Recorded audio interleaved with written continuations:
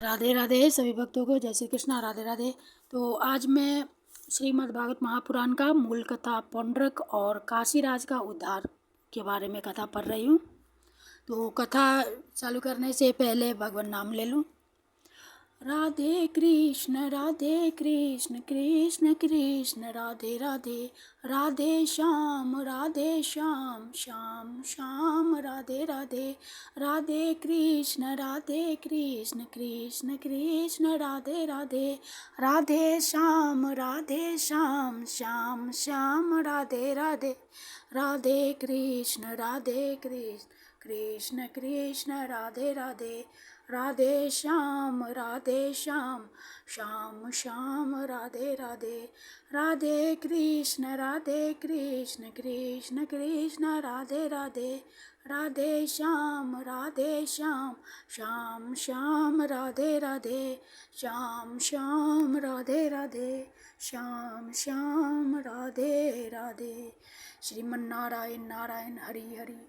श्री कृष्णं नारायणं वन्दे कृष्णं वन्दे व्रजप्रियं, कृष्णं द्वैपायनं वन्दे कृष्णं वन्दे प्रथासुतं, सच्चिदानन्दरूपाय विश्वोत्पत्त्यादिहेतवे तापत्रयविनाशाय श्रीकृष्णाय वयं नमः। बोलिए श्रीमद् भागवत भगवान की जय। सुखदेव जी महाराज की जय। सद्गुरुदेव की जय। बोलिए श्री लक्ष्मी नारायण की जय। श्री कृष्णा अर्पणम। पौंड्रक और काशीराज का उद्धार। श्री शुक उवाच नंद व्रजम गते रामे करुषाधिपतिर्नृप, वासुदेवोऽहमित्यज्ञो दूतं कृष्णाय प्रायणोत्, त्वं वासुदेवो भगवानवतीर्णो जगत्पतिः इति प्रस्तोभितो बालिर्मेन आत्मानमच्युतं, दूतं च प्रायणोन्मन्दः कृष्णाय व्यक्तवर्मणे, द्वारकायां यथा बालो नृपो बालकृतो बुधा। श्री सुखदेव जी कहते हैं, परीक्षित, जब भगवान बलराम जी नंद बाबा के ब्रज में गए हुए थे, तब पीछे से करुष देश के अज्ञानी राजा पौंड्रक ने भगवान श्री कृष्ण के पास एक दूत भेजकर यह कहलाया कि भगवान वासुदेव मैं हूँ। मूर्ख लोग उसे बहकाया करते थे कि आप ही भगवान वासुदेव हैं और जगत की रक्षा के लिए पृथ्वी पर अवतीर्ण हुए हैं। इसका फल यह हुआ कि वह मूर्ख अपने को ही भगवान मान बैठा। जैसे बच्चे आपस में खेलते समय किसी बालक को ही राजा मान लेते हैं और वह राजा की तरह उनके साथ व्यवहार करने लगता है, वैसे ही मंदमती अज्ञानी पौंड्रक ने अचिंत्य गति भगवान श्री कृष्ण की लीला और रहस्य न जानकर द्वारका में उनके पास दूत भेज दिया।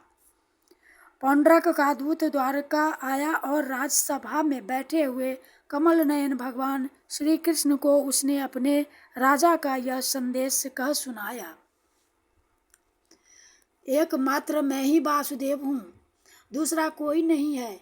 प्राणियों पर कृपा करने के लिए मैंने ही अवतार ग्रहण किया है। तुमने झूठ मूठ अपना नाम वासुदेव रख लिया है, अब उसे छोड़ दो। यदुवंशी, तुमने मूर्खतावश मेरे चिन्ह धारण कर रखे हैं, उन्हें छोड़कर मेरी शरण में आओ और यदि मेरी बात तुम्हें स्वीकार ना हो तो मुझसे युद्ध करो। ये सारी बातें जो है सो पौंड्रक जो है सो नकली पौंड्रक अपने आप को कृष्ण भगवान समझता था, जो नकली वेश धारण करके वो रखा था। तो भगवान को बोला कि मैं ही हूँ, तुम नकली हो, मैं असली हूँ। तो अब इसके बाद तो अपना दूत से संवाद भेजा था द्वारिका में। तो सुखदेव जी कहते हैं, श्री सुखदेव जी कहते हैं, परीक्षित, मंदमती पौंड्रक की यह बहक सुनकर उग्रसेन आदि सभासद जोर जोर से हंसने लगे। उन लोगों की हंसी समाप्त होने के बाद भगवान श्री कृष्ण ने दूत से कहा, तुम जाकर अपने राजा से कह देना कि मेरे मूढ़, मैं अपने चक्र आदि चिन्ह यूं नहीं छोड़ूंगा, इन्हें मैं तुम पर छोड़ूंगा, और केवल तुझ पर ही नहीं, तेरे उन सब साथियों पर भी जिनके बहकाने से तू इस प्रकार बहक रहा है। उस समय मूर्ख, तू अपना मुंह छिपाकर औंधे मुंह गिरकर चील, गीध, बटेर आदि मांस भोजी पक्षियों से घिर कर सो जाएगा, और तू मेरा शरणदाता नहीं, उन कुत्तों की शरण होगा जो तेरा मांस चींथ कर खा जाएंगे। परीक्षित, भगवान का यह तिरस्कारपूर्ण संवाद लेकर पौंड्रक का दूत अपने स्वामी के पास गया और उसे कह सुनाया। इधर भगवान श्री कृष्ण ने भी रथ पर सवार होकर काशी पर चढ़ाई कर दी, क्योंकि वह करुष का राजा उन दिनों वहीं अपने मित्र काशीराज के पास रहता था। भगवान श्री कृष्ण के आक्रमण का समाचार पाकर महारथी पौंड्रक भी 2 अक्षौहिणी सेना के साथ शीघ्र ही नगर से बाहर निकल आया। काशी का राजा पौंड्रक का मित्र था, अतः वह भी उसकी सहायता करने के लिए 3 अक्षौहिणी सेना के साथ उसके पीछे पीछे आया। परीक्षित, अब भगवान श्री कृष्ण ने पौंड्रक को देखा। पौंड्रक ने भी शंख, चक्र, तलवार, गदा, सारंग, धनुष और श्रीवत्स का चिन्ह आदि धारण कर रखे थे। उसके वक्षस्थल पर बनावटी कौस्तुभ मणि और वनमाला भी लटक रही थी। उसने रेशमी पीले वस्त्र पहन रखे थे और रथ की ध्वजा पर गरुड़ का चिन्ह भी लगा रखा था। उसके सिर पर अमूल्य मुकुट था और कानों में मकराकृत कुंडल जगमगा रहे थे। उसका यह सारा का सारा वेश बनावटी था, मानो कोई अभिनेता रंगमंच पर अभिनय करने के लिए आया हो। उसकी वेशभूषा अपने समान देखकर भगवान श्री कृष्ण खिलखिलाकर हंसने लगे। अब शत्रुओं ने भगवान श्री कृष्ण पर त्रिशूल, गदा, मुग्धर, शक्ति, रिष्टि, प्रास, तोमर, तलवार, पट्टिश और बाण आदि अस्त्र शस्त्रों से प्रहार किया। प्रलय के समय जिस प्रकार आग सभी प्रकार के प्राणियों को जला देती है, वैसे ही भगवान श्री कृष्ण ने भी गदा, तलवार, चक्र और बाण आदि शस्त्रास्त्रों से पौंड्रक तथा काशीराज के हाथी, रथ, घोड़े और पैदल की चतुरंगिनी सेना को तहस नहस कर दिया। वह रणभूमि भगवान के चक्र से खंड खंड हुए रथ, घोड़े, हाथी, मनुष्य, गधे और ऊंटों से पट गई। उस समय ऐसा मालूम हो रहा था मानो वह भूतनाथ शंकर की भयंकर क्रीड़ास्थली हो। उसे देख देख कर शूरवीरों का उत्साह और भी बढ़ रहा था। वह अब भगवान श्री कृष्ण ने पौंड्रक से कहा, रे पौंड्रक, तूने दूत के द्वारा कहलाया था कि मेरे चिन्ह, अस्त्र शस्त्रार्थी छोड़ दो, सो अब मैं उन्हें तुझ पर छोड़ रहा हूँ। तूने झूठ मूठ मेरा नाम रख लिया है, अतः मूर्ख, अब मैं तुझसे उन नामों को भी छुड़ा कर रहूँगा। यही तेरे शरण में आने की बात, सो यदि मैं तुझसे युद्ध न कर सकूंगा तो तेरी शरण ग्रहण करूंगा। भगवान श्री कृष्ण ने इस प्रकार पौंड्रक का तिरस्कार करके अपने तीखे बाणों से उसके रथ को तोड़फोड़ डाला और चक्र से उसका सिर वैसे ही उतार लिया जैसे इंद्र ने अपने वज्र से पहाड़ की चोटियों को उखाड़ दिया था। इसी प्रकार भगवान ने अपने बाणों से काशी नरेश का सिर भी धड़ से ऊपर उड़ाकर काशीपुरी में गिरा दिया और वायु कमल का पुष्प गिरा देती है। इस प्रकार अपने साथ डाह रखने वाले पौंड्रक को और उसके सखा काशी नरेश को मारकर भगवान श्री कृष्ण अपनी राजधानी द्वारका में लौट आए। उस समय सिद्धगण भगवान की अमृतमयी कथा का गान कर रहे थे। परीक्षित, पौंड्रक भगवान के रूप का चाहे वह किसी भाव से हो सदा चिंतन करता रहता था। इससे उसके सारे बंधन कट गए। वह भगवान का बनावटी वेश धारण किए रहता था। इससे बार बार उसी का स्मरण होने के कारण वह भगवान के सारूप्य को ही प्राप्त हुआ। इसलिए कहते हैं कि भगवान का नाम लेते रहो सदा। और कोई भी रूप में भगवान का अगर चिंतन करोगे तो आप भगवान का भक्त बन जाओगे और भगवान के शरण में आपको जगह मिल जाएगी और भगवान के पास ही आप जाओगे। जब आपका प्राण, ये शरीर जो है सो छूटेगी तो ये आत्मा भगवान के पास ही जाएंगे। इसीलिए भक्ति कोई भी रूप में करे लेकिन भगवान नाम ही रटे और भगवान को ही जपे। भगवान को ही कोई भी रूप में करेंगे भक्ति तो भगवान को ही भक्ति करेंगे। इसलिए आप जैसे भी हो, अच्छाई में बुराई में या किसी भी समय आप भगवान नाम लेते रहो। बस कलयुग में भगवान नाम से ही उद्धार होती है। तो भागवत सुनते रहे, जब जब टाइम मिले तो भगवान नाम लेते रहें और भगवान कथा सुनते रहें, प्रवचन सुनते रहें। तो अब आगे कथा है। इधर काशी में राजमहल के दरवाजे पर एक कुंडल मंडित मुंड गिरा देकर, तो जब ये काशी नरेश के जो है सो मुंडी, उसका सर जो है सो गिरा, कुंडल लगा हुआ उसके दरवाजे पर, राजमहल के दरवाजे पर गिरा था। तो इधर काशी में राजमहल के दरवाजे पर एक कुंडल मंडित मुंड गिरा देखकर लोग तरह तरह का संदेह करने लगे और सोचने लगे कि यह क्या है, यह किसका सिर है। किसी ने पहचान नहीं रहा था कि ये काशी नरेश का है। तो जब यह मालूम हुआ कि वह तो काशी नरेश का ही सिर है, तब रानियां, राजकुमार, राज परिवार के लोग तथा नागरिक रो रो कर विलाप करने लगे। हा नाथ, हा राजन, हाय हाय, हमारा तो सर्वनाश हो गया। काशी नरेश का पुत्र था सुदक्षिण। उसने अपने पिता का अंत्येष्टि संस्कार करके मन ही मन यह निश्चय किया कि अपने पितृघाती को मारकर ही मैं पिता के ऋण से उऋण हो सकूंगा। निदान वह अपने कुल पुरोहित और आचार्यों के साथ अत्यंत एकाग्रता से भगवान शंकर की आराधना करने लगा। काशी नगरी में उसकी आराधना से प्रसन्न होकर भगवान शंकर ने वर देने को कहा। भगवान शंकर ने कहा कि सुदक्षिण ने यह अभिष्ट वर मांगा कि मुझे मेरे पितृघाती के वध का उपाय बतलाइए। भगवान शंकर ने कहा, तुम ब्राह्मणों के साथ मिलकर यज्ञ के देवता ऋत्विक भूत दक्षिणाग्नि की अभिचार विधि से आराधना करो। इससे वह अग्नि प्रमथ गणों के साथ प्रकट होकर यदि ब्राह्मणों के अभक्त पर प्रयोग करोगे तो वह तुम्हारा संकल्प सिद्ध करेगा। भगवान शंकर की ऐसी आज्ञा प्राप्त करके दक्षिण ने अनुष्ठान के उपयुक्त नियम ग्रहण किए और वह भगवान श्री कृष्ण के लिए अभिचार यानी मारण का पुरस्चरण करने लगा। अभिचार पूर्ण होते ही यज्ञ कुंड से अति भीषण अग्नि मूर्तिमान होकर प्रकट हुआ। उसके केश और दाढ़ी मूछ तपे हुए तांबे के समान लाल लाल थे। आंखों से अंगारे बरस रहे थे।